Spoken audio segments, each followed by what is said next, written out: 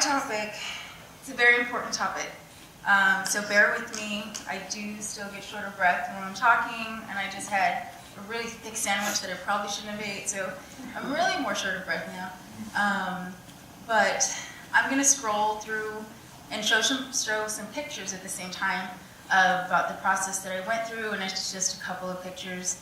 And then I threw in some other ones of, my journey afterwards. But stem cell transplant, what is it? This process. I see a lot of familiar faces, and I see a lot of new faces. So I'm going to share with you the stem cell transplant process first, and then I'm going to talk about my personal story. So for those of you that don't know me, my name is Jovana Desarden, and I'm the San Antonio support group leader, and I've been doing it for the past 10 years, and it has been the most amazing times of my life. And I don't regret anything that I've ever done. I always embrace every situation, even though it makes me tired and it's demanding. And if a patient says that they're scared and it's 3 o'clock in the morning and they're in the hospital, who are they going to call? They're going to call me, and I'm going to wake up and I'm going to go, because that's what support systems do. And I know there's some folks here from San Antonio that came along, so thank you guys for thank you ladies for traveling with me, and Joe and Mary, and so just thank you guys. I appreciate everything. And also, if he gets on your nerves, can you send him to San Antonio? Because he is so sweet. He is so sweet. We'll take you over there. And also thank you to Audrey and the board and everyone for allowing me to share my story. I've shared my story a lot, but I've never been asked to share the stem cell transplant process story.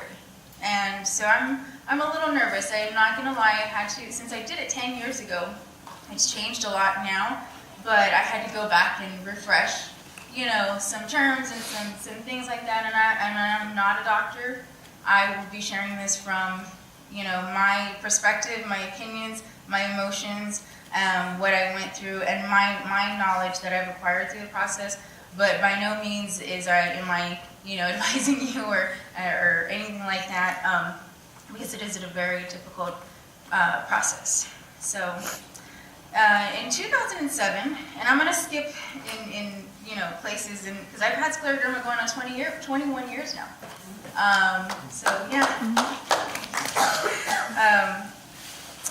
I did the stem cell transplant in Chicago in 2007, and that was at Northwestern Memorial Hospital, downtown. And if any of you guys been to downtown Chicago, it's absolutely beautiful. I always look forward to going and seeing Dr. Bird over there. I did a lot of research. I did a lot of reading. I did a lot of prayers. I made a lot of phone calls before I made my decision on whether or not to go through with the stem cell transplant. Because scleroderma does affect everyone differently, as you know. And my journey through this process has been one for the books, literally. I was in the first trial that Dr. Burt did, and I think that trial was published a few years ago, I think. And there was 19 patients, and I was patient number 19. so I got in just in time. So I share my history with you today on the process that I went through, in hopes that I would live long enough to see my son graduate from high school. I also wanted to send a huge thank you to Emily Woods, who couldn't be here today. She fell sick, and she called me yesterday. So she went through the stem cell transplant 2 years before I did, and she was going to piggyback on my speech and kind of update with the facts from the trial, and then update on new trials and clinical things like that, just to give you guys some better information.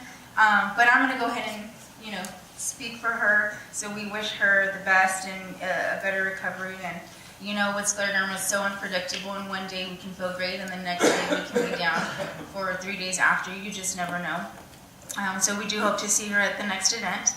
And if you guys want to chime in and ask questions, or if you want to wait till the end, it's totally up to you, because I know, just learning about this and listening about it, the questions pop in and you just want to know right there, because I will forget, when I'm thinking of my questions. So, and then the backstory about Emily.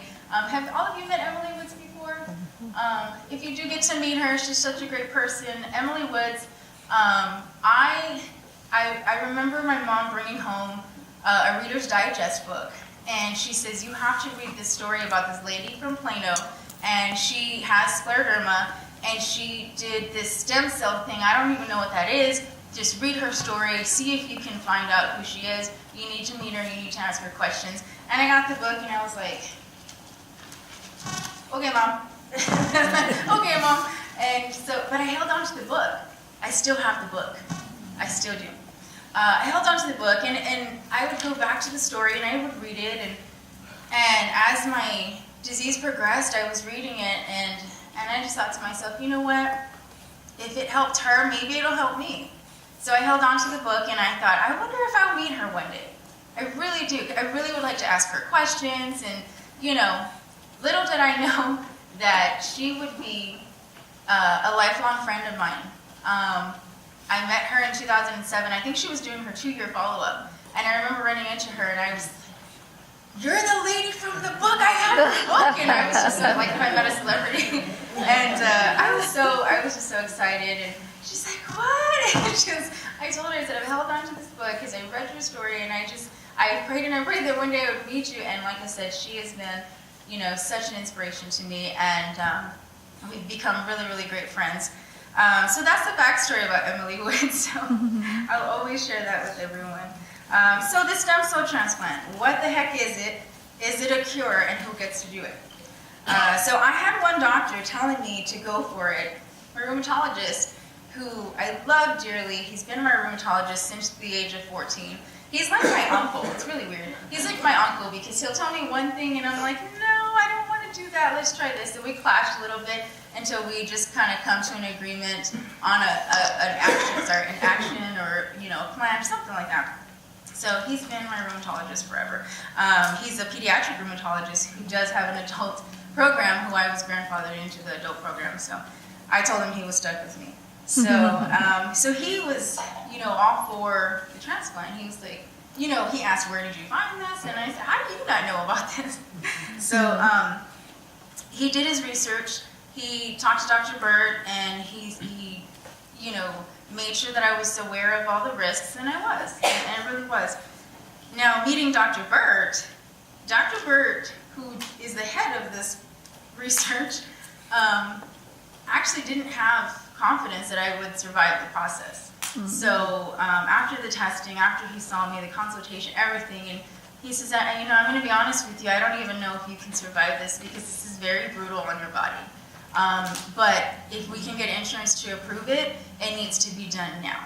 And that's the hard part of it, is where you have to decide, if you do get to that point, you have to decide, are you, and it's sad to say, are you sick enough to do that? But if your doctor says yes, but are you able to do it? Not only do you have to determine how sick you are to qualify to do it, but you have to be able to think about, are you going to be able to endure the injections, the chemotherapy, the irrigation, everything? It's a long process. So it's a lot to think about. So I do encourage everyone to read, do their research, ask questions. There is a great Facebook group page, the Stem Cell Pioneers on Facebook. You just look them up. And Bill and Cindy Martin I do a great job running that page, and they've actually spoken at the national conference.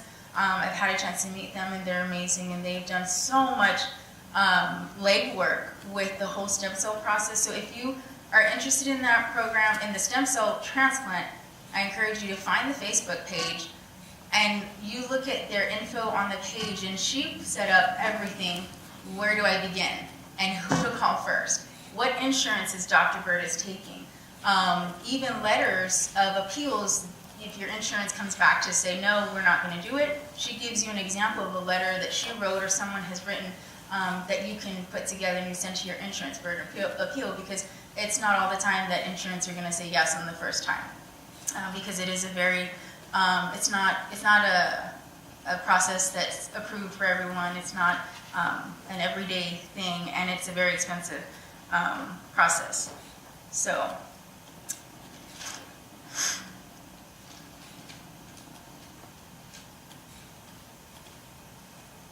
my reasoning for taking the chance on doing the stem cell transplant, our children.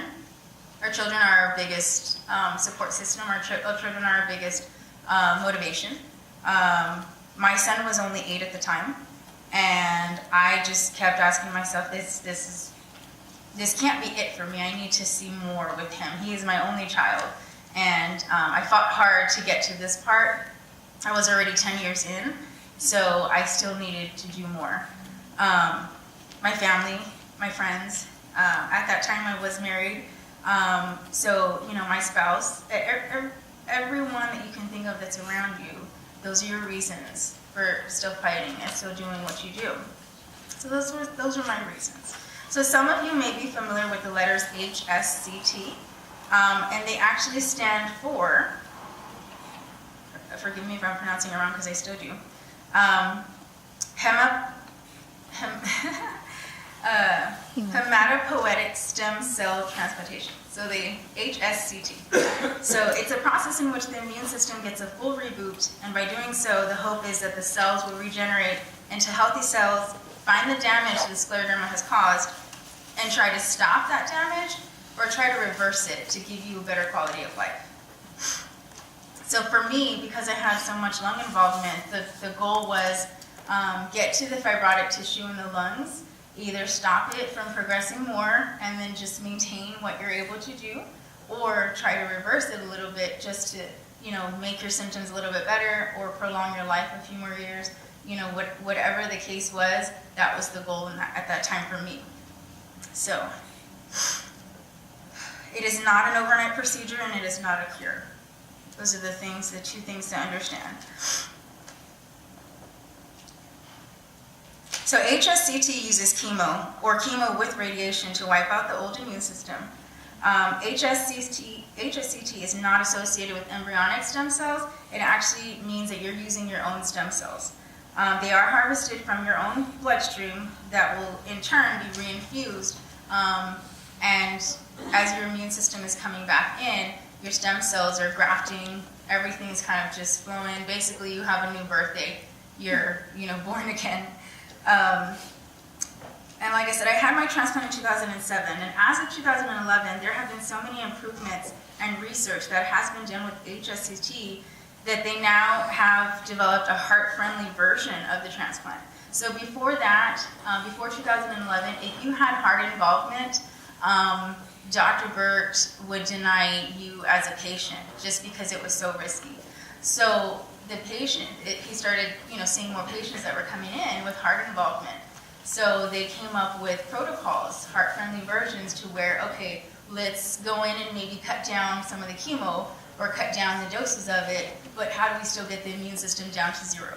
And that's what the research team does. So they want to be able to make this accessible for everybody as best they can and as safely as they can. So, of course, before 2011, the mortality rates were higher because of the amount of chemotherapy that were given. The side effects were very hard on the heart.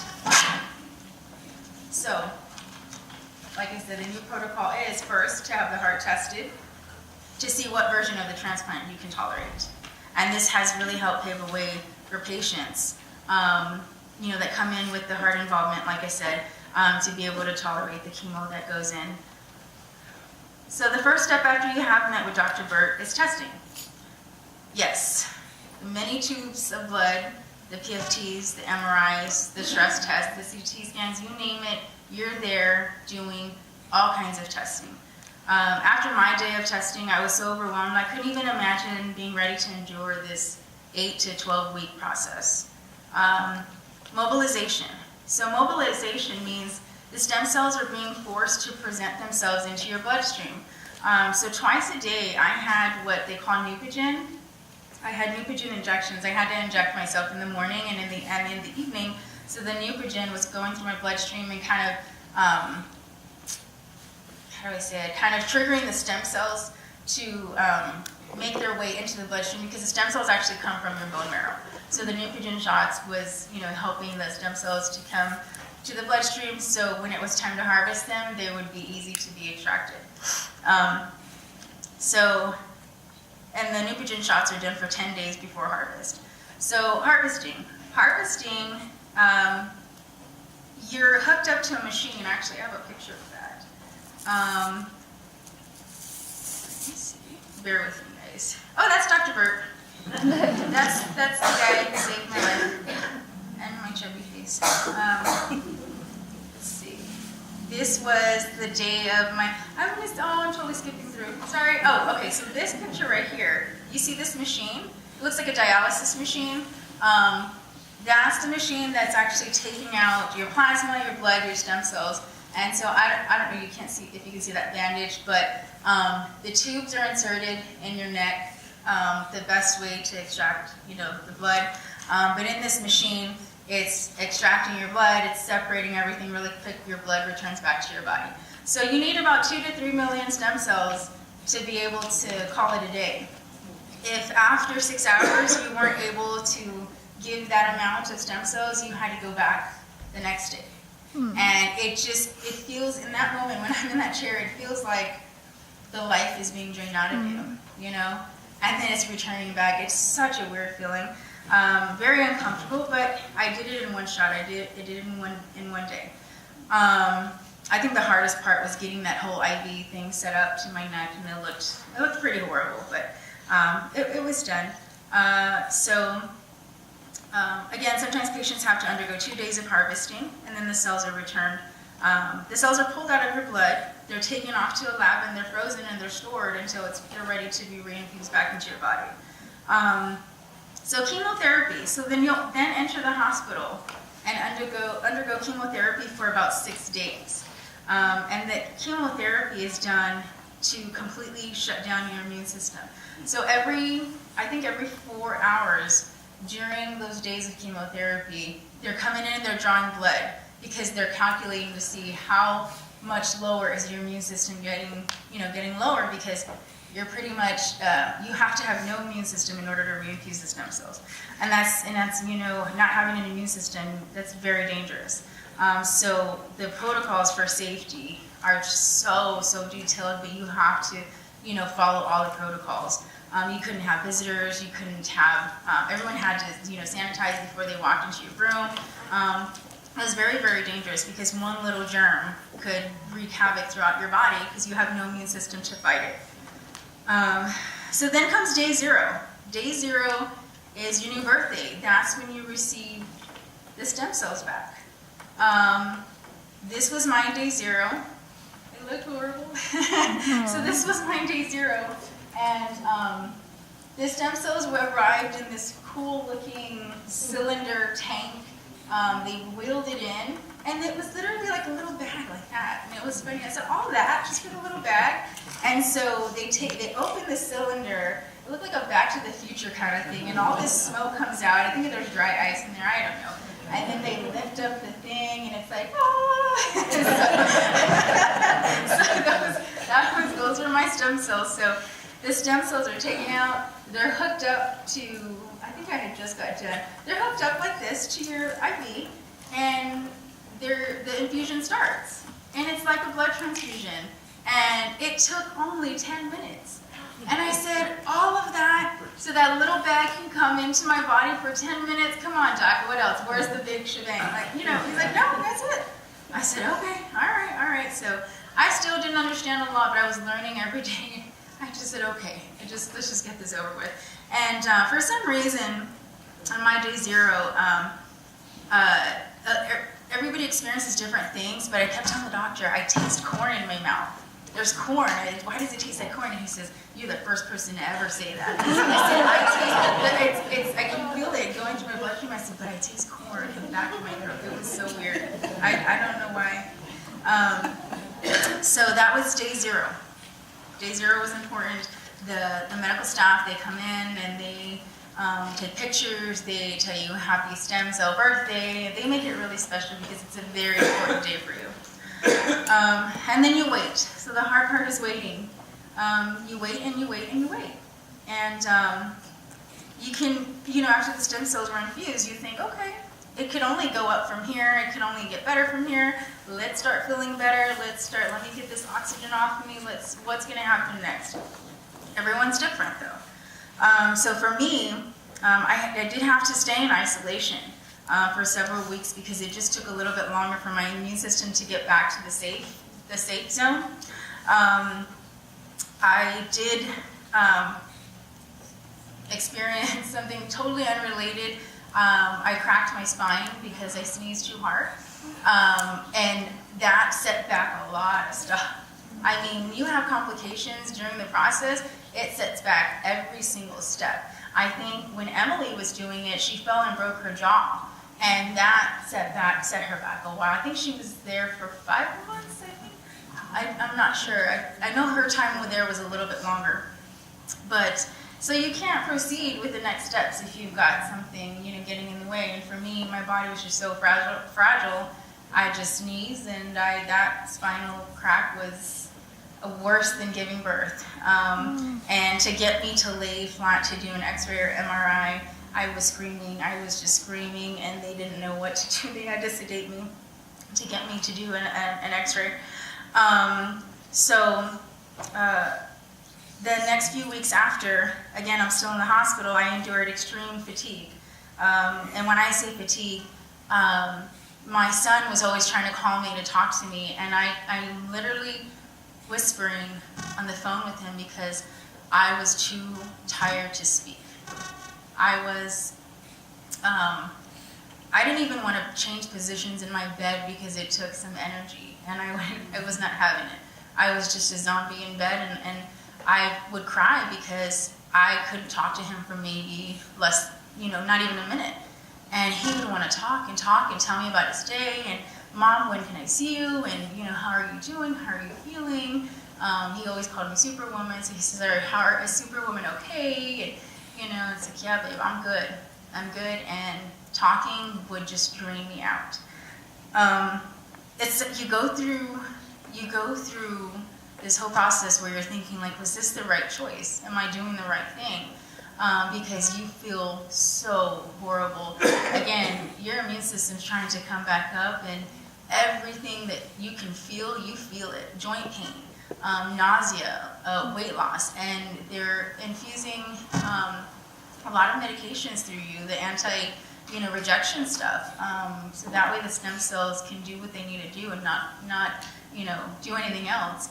They're also giving you a lot of fluids. Because of the amounts of chemotherapy that you receive, they have to be able to wash it out from your body, because the chemotherapy they give you is cytoxin, and that's actually ironic. The cytoxin causes bladder cancer.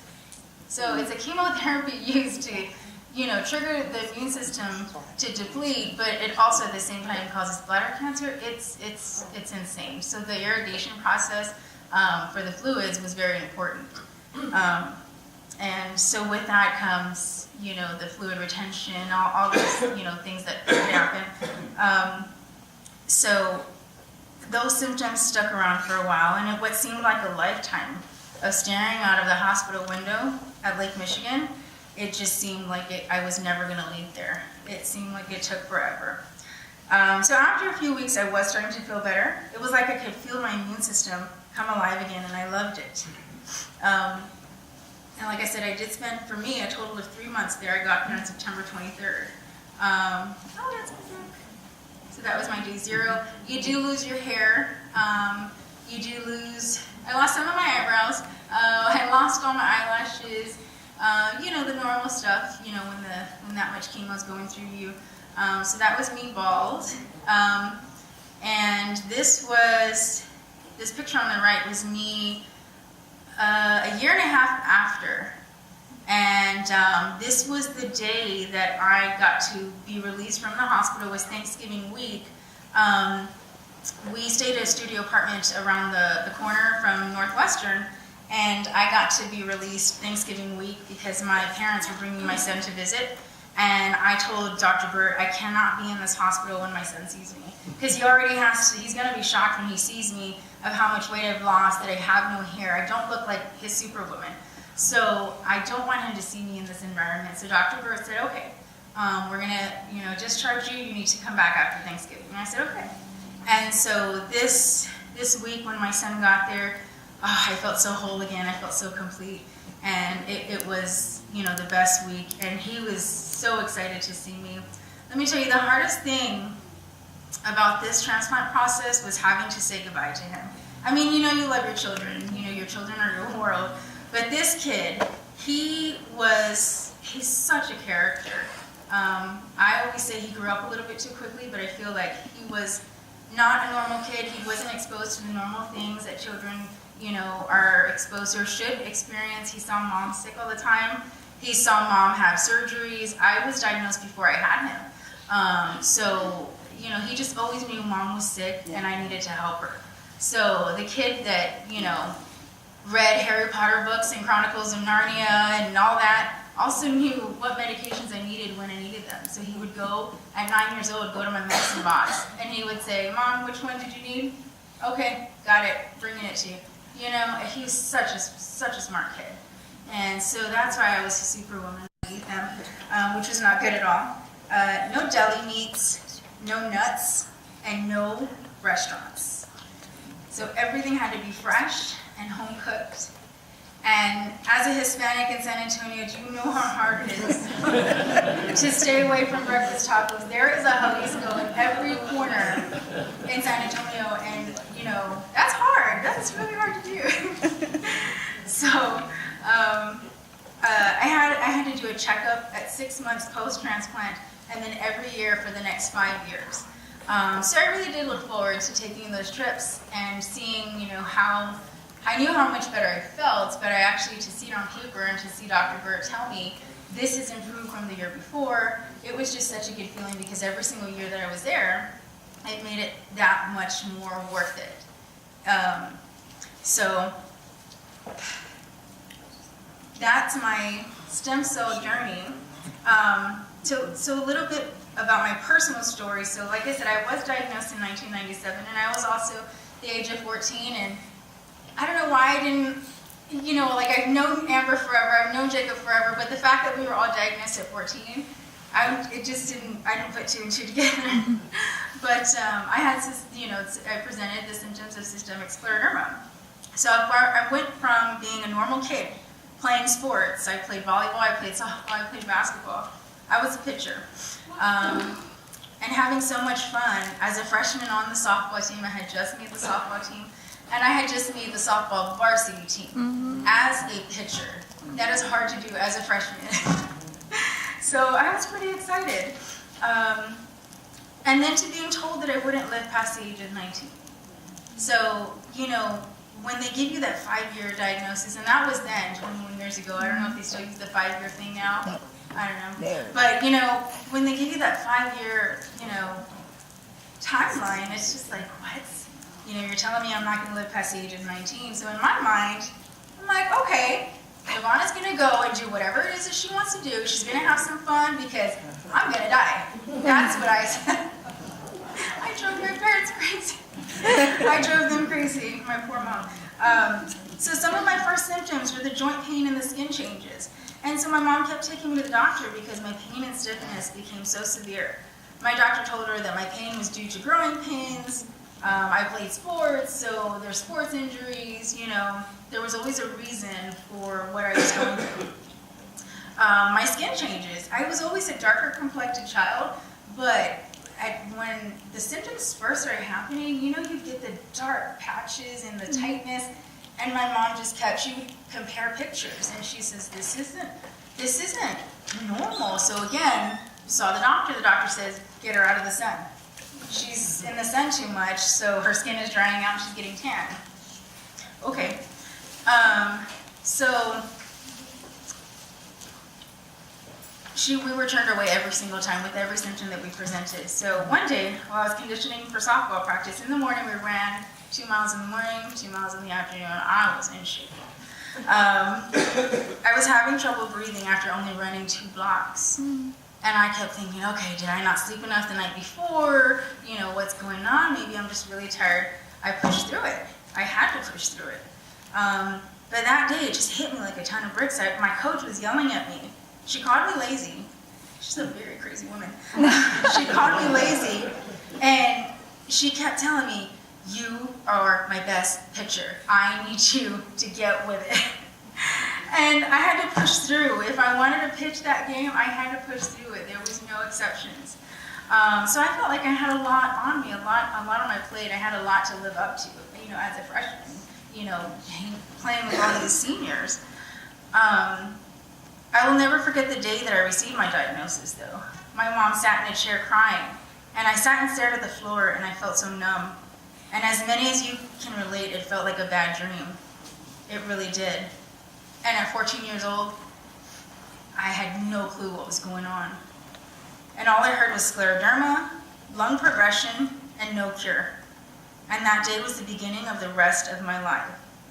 I struggled with everything that came along with this type of scleroderma. The Raynaud's, the esophageal issues, the shortness of breath, the cardiac issues. I've had 10 hand surgeries. I've had numerous, hundreds and hundreds of days in the hospital. Chronic bronchitis, everything you can think of that comes along with this. And this was all while I was still in high school. So during this time, my mom practically pulled me by the hair at 16 years old to attend a support group meeting. And I always make fun of her because I went kicking and screaming. But I remember going to the meetings and rolling my eyes because I was the youngest person there, and Mom, well, how long is this meeting? You know, why do I have to be here? I was the youngest person there. I didn't want to hear what these old folks had to say. But little did I know that the Scleroderma Foundation would one day be my world, my blood, my sweat, my tears, and my purpose. I had no clue that it was going to manifest in the way that it did today, being involved with this foundation. I've met so many amazing patients who have become my lifelong best friends. And I have also lost some amazing friends over the years to scleroderma, and it doesn't get any easier. It does not. I made the decision to do my HSCT because my doctor and my family and I felt that this was my last chance to try. It was my right to try, and if my insurance approved the transplant, I was on the next plane out. The hardest part of it all was having to leave my son behind, like I mentioned, but my parents were so helpful in taking care of him for me. They would have him make drawings and write letters, and I would get those in the mail, and that was really nice to know that I was receiving that, and I would write him letters back, so he looked forward to receiving my letters too. He was so small, but he understood. He understood a lot, and he understood my reasoning for going away. And I remember at the airport, he kissed me goodbye, and he told me, "Go be a superhero, Mom." And I said, I will. So the last 10 years, my lungs stayed stable. My lung capacity had improved from 48% to 75%. Wow. The other symptoms didn't improve much. I still have the Raynaud's, I still have the esophageal issues, but the goal, like I said, was to get that lung progression to stop or get better. And we did succeed with that goal. I was extremely grateful for the skin softening. That my skin did soften up a little bit, and then comes, oh crap, these are the wrinkles that everybody said I didn't have to worry about. And I said, oh, God, you know. But, you know, like Jacob said, you have to laugh at yourself a little bit. And I'm friends with a lot of them here that are on Facebook, so you guys know how proud I am of this child. My son, he's the kid that my doctors, my rheumatologist told me not to go through with the pregnancy, to terminate. He's the child that I was told that if I did go through with the pregnancy, he would have some birth defects, some disabilities, something, you name it, because I was already under a lot of medications and I exposed him, you know, while I was pregnant to the medications because I didn't know that I was pregnant. So, I'll talk about this group a little bit. So this kid. This is that kid. I made that, y'all. I made it.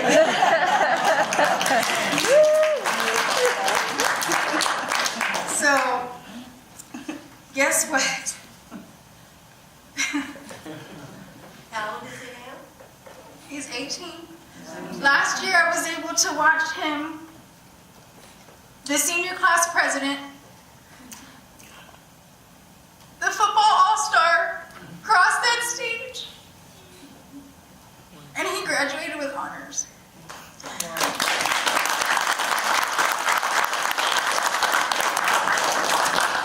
So it's tradition, at the high school graduations that the senior class president gets their diploma last, because he then tells his classmates to trim the tassel. And it was the most breathtaking, most fulfilling moment I could ever experience in my life, because it was all I prayed for every single night while I was in Chicago. It was all I prayed for. It was what I was telling myself when I had a bad reaction to a medication they gave me while I was in Chicago, and I was about to go into cardiac arrest. And I was paralyzed, and they thought I had a stroke, but I was paralyzed, and everyone around you is trying to figure out what's going on. They're bringing in the crash cart, but in my mind, I couldn't move, I couldn't speak, but in my mind I can hear, and I can hear myself. And I'm just praying, and I'm laying there, and I'm praying because I can hear my own voice, and I said, God, please, I gotta see this kid. Please, this can't be it, I have to see him. And those moments, those critical moments like that, is what I prayed for. And to be able to see him at graduation was the biggest goal that I ever had. So now, my stem cell journey now. My lung progression has been considered active again. I've decreased about 11% now. From that 75%, I've decreased about 11%. And I knew that stem cell process was not permanent. It wasn't a cure. I was patient number 19. They don't have the long-term data, to be able to tell what's going to happen in 10 years. So every year, it was just, okay, lungs are still doing good, I'm still here, I'm going to still do what I'm doing, I'm going to still give my all at the foundation because this is now my purpose. So a year and a half ago, I started to get the shortness of breath again, a little bit more stronger, and so it shows a decrease in the percentage, but you know what? I think I have a lot of faith right now in the medical community. There's so much research going on. When I went to Washington, what was it, 2015? We went to Capitol Hill? I think it was 2015. When I did Capitol Hill Day with everyone, that was such a great experience because it's like, wow, our stories are actually, this is actually happening. Congress gets to pass things. We actually get to be involved with this stuff, so it's out there. The push to get scleroderma research is out there, and so I have faith, in my doctors, in my team. I have an amazing pulmonologist in San Antonio who's actually doing some great research right now with scleroderma patients, and I'm on one of his study drugs. So I have a lot of faith that we're gonna get on the best game plan for this active progression right now, and I'm gonna get 10 more years, 20 more years, who knows? But if I went through all that, I can get through this next chapter in my life, and I can tell you, when scleroderma takes a lot away from you, for me it took away, my ability to play sports, but it gave me the love to be able to watch the sports and watch my son play, and scleroderma took away my ability to eat some foods, a lot of foods actually, but then it gave me this passion to want to cook for some reason. I can't eat it, but I'm going to cook it. Scleroderma gave me such a strong insecurity with myself. I can tell you, there's things that change with your body, and I was very insecure. but it also turned around and it made me feel so confident. It made me feel so confident enough to be able to carry these imperfections and show these flaws that I have. Because then that means I can educate someone on why I look this way, or why my hands are this way, or why I'm tired or short of breath from talking. And it gave me that ability to be confident to educate someone about it. It gave me the ability to meet great people, have some lifelong friends, and who are your biggest support system. And like I said, it takes away a lot of things. It took away my marriage failed, and the caregiver part of it had a lot to do with it. It was just too much for him. But you know what? Not all men can be like that man right there. Amen. So Amen. I applaud you. I just keep doing what you're doing as a caregiver to all the caregivers. But my marriage may have failed because of scleroderma, but it allowed me to be able to realize the type of love and compassion that we deserve is out there, and that's what we need. And it was 12 years of memories that I had with my family, the three of us, that I'll never regret or take back. I'll cherish them always. But it did allow me to realize a lot of things that I am so much more better off without, and that I deserve. That's one thing for sure. So again, the stem cell transplant process, I know I'm just gibbering, but it's not an easy process, but I can tell you, for me, it is what saved my life, because I would not be here. From what you can see in these pictures, I mean, I was just a wreck. This is our San Antonio group. We're a crazy group. Yes, that's you guys. We like to have a lot of fun. We support each other. Like I said, we do house calls, we do hospital calls, you name it. We're there, and I love the group that we have. So in your city, if you have a group, a support group, rely on them. Go to the meetings. Sometimes it might be boring, but you know what? In my boring meeting that I'm probably going to have tomorrow, Joe, be ready, I get to be around everyone that I feel most comfortable with. And then for this moment, I get to feel normal because you all can understand me. And for that day that I get to feel normal is a day that's good for me, because then tomorrow or Monday when I have to go to work and I have to pretend that I'm not in pain or that I'm not tired, because they won't understand, that's what you have to do every day to get through life. But around you guys, I can just let it all out because you'll understand. I love being around you guys. I love the foundation. So, and that's what it's all about. This was us on Thanksgiving. There's you, Joe. This is Thanksgiving. That was when he came out. It was a big crazy rush. So when my son came out, I was the first person that he hugged. He didn't hug his girlfriend first. He hugged me. So that's Priorities in order. Yeah. So it's like I said, it was the best choice for me 10 years ago. When people ask me if I had to do it all over again, would I? And I said I absolutely would, because I trust Dr. Burt. I believe in his team and what they're doing at Northwestern. Not only at Northwestern, but now I think at the University of Michigan, and some other centers, which are all going to be on clinicaltrials.gov.